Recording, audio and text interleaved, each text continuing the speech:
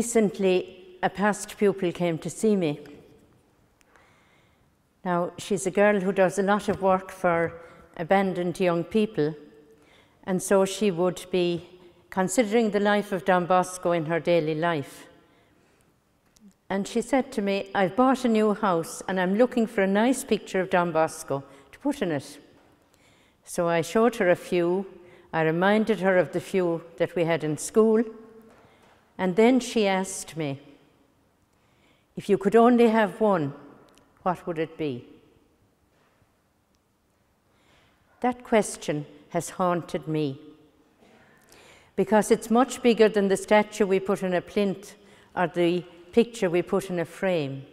It really is the question, who is Don Bosco for me? How can I, as a Salesian sister, live my life in the charism of Don Bosco?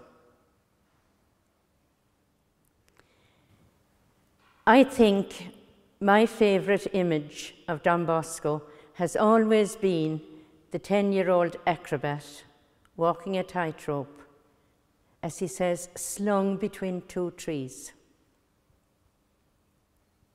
In his memoirs, he tells us that at age 10, he knew he had an inner urge to be good to his companions and to lead them to goodness. Reminds me of the words of St. Paul, the charity of Christ urges us.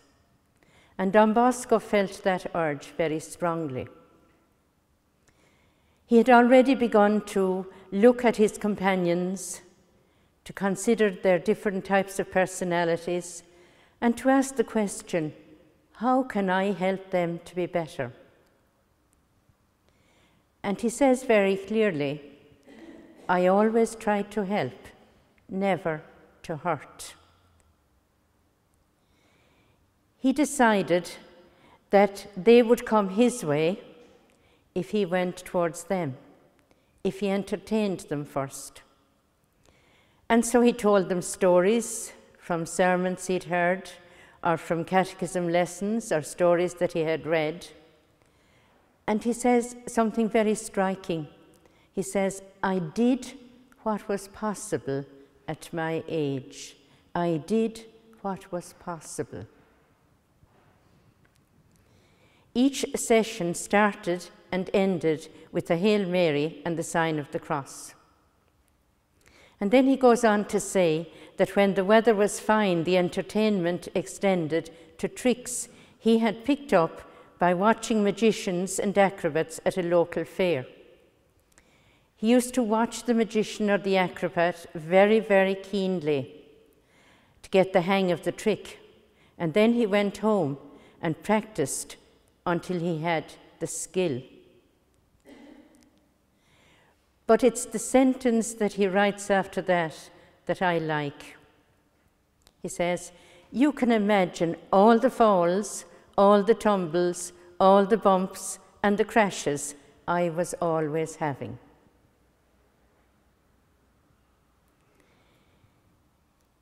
When Don Bosco faced his audience, as he called them, he tells us sometimes they would pray the rosary or sing a hymn, or he would explain something from the gospel.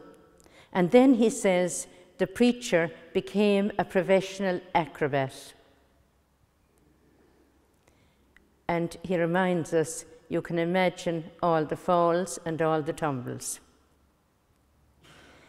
At age 9, Don Bosco had a dream or vision, and in it he was introduced to his life's work by Jesus himself. His mission was to young people. He was given a method, not by blows, but by kindness you will win them. He was given a teacher, Our Lady, and she told him, in time you will understand everything. In other words, Don Bosco was not given a ready-made plan. He had to struggle to learn, to find out where he was meant to serve God. There were bumps and falls, and isn't that close to the experience of each one of us as we try to live the gospel message in daily life? God encouraged him along the way, but obstacles rose at every hand's turn. He didn't have the infrastructure that he needed to support him, but Don Bosco stepped out. He took risks. He wasn't afraid to chance something. He wasn't afraid to be the first to do it. He didn't get a ready-made plan. In fact, it was only after his ordination in 1841, when he was 26 years of age, that he began to discover that his call was to the young people he met on the streets and squares of Turin, and they were far different from the people he played with as a young boy. But they were God's choice for him. Don Bosco had also learned that nothing in our experience is irrelevant to our mission. He had grown up in a poor family. There was tension in his home. And to preserve the peace in the house, his mother had to send him away at 12 years of age to work. But his mother also taught him to trust in God in all the circumstances of life, and to deal with the difficulties in love and perseverance.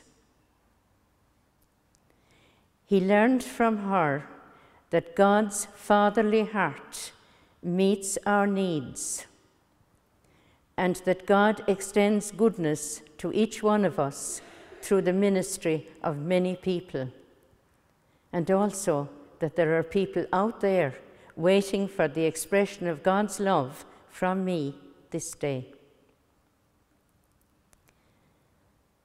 Don Bosco's whole life then was walking in faith. It was trying to pick up the signs of God's fatherly goodness for himself and the call to extend that to young people.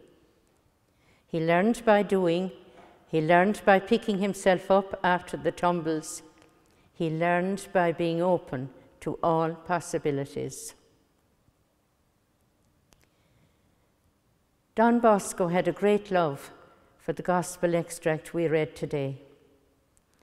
He was absolutely convinced of the call of each one of us.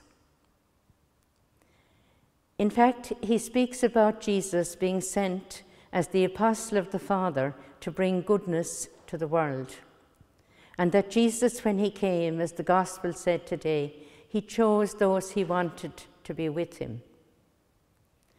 And he chose them to go out and to teach.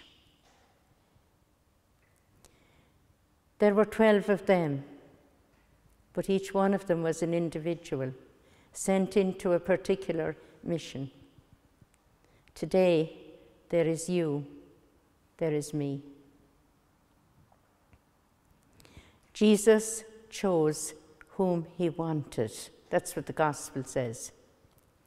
And when we're faced with an occasion in which we can live in faith, hold on to our trust in God, and bring love to the people that we live with, we are following in that choice. Many times, life is about walking a tightrope. We're not handed a master plan.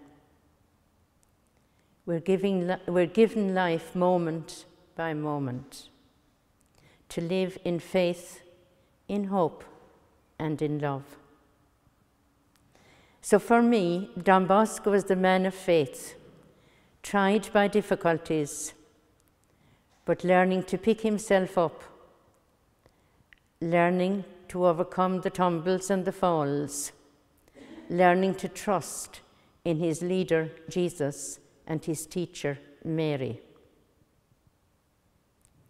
Each of us is called to do the same in our lives. We don't get a master plan. We learn by doing. We learn by overcoming difficulties. We learn by learning from our mistakes.